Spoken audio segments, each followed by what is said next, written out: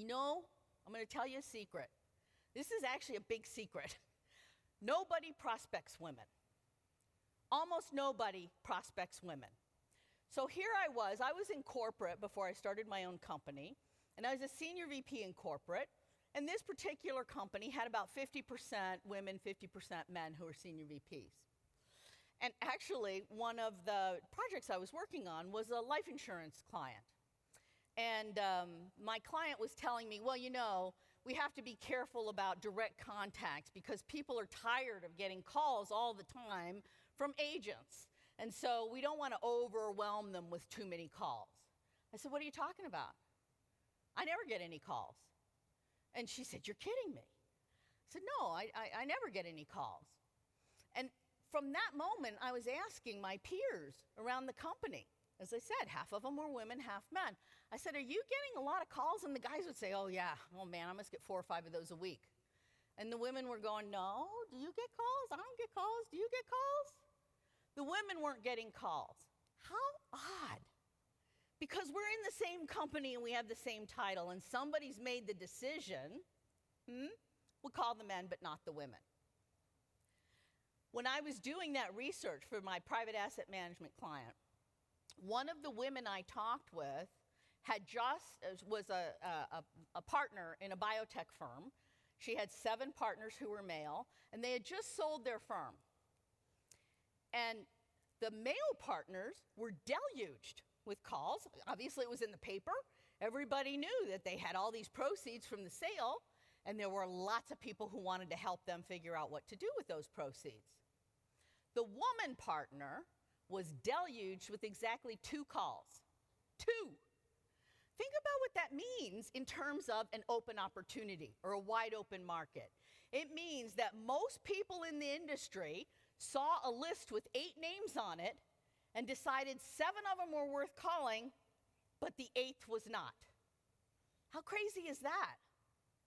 And you know what's ironic about it is while I was still at that company, I did, as a matter of fact, happen to get a call from a financial advisor. And he caught me on a good day when I could talk. And he was good at his job.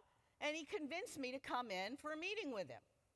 And I brought my husband in for the meeting with him. And guess what? That guy got the combined accounts of the Barletta household. Because he had called me and nobody else had. Right? So sometimes it's like there's a $20 bill lying there on the ground. Nobody picks it up because, well, it can't really be a $20 bill because otherwise it wouldn't be lying on the ground. Limmer research shows that of female producers, 50% go after women prospects. Of male producers, only 20 or 25% go after women prospects. And one of the reasons is because men often assume that women prefer female financial advisors.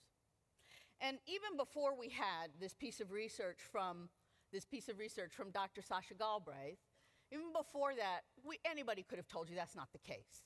All right, professional women do like to give other women a shot at their business because they want to support other professional women.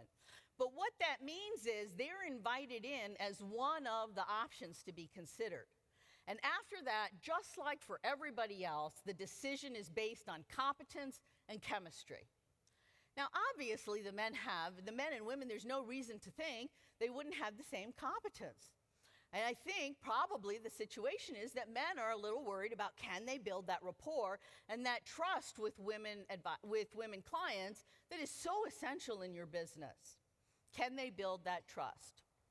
I know when I was working with Deloitte creating their Women as Buyers program, we did a workshop for their senior partners, at the request of their male senior partners, and we delivered it 16 times, all right, and the men all thought it was terrific. And the reason was that they were feeling anxious. They thought they were afraid of making a wrong step. They didn't know if this was something they could or should say or whatever. And this sort of relieved a lot of those anxieties.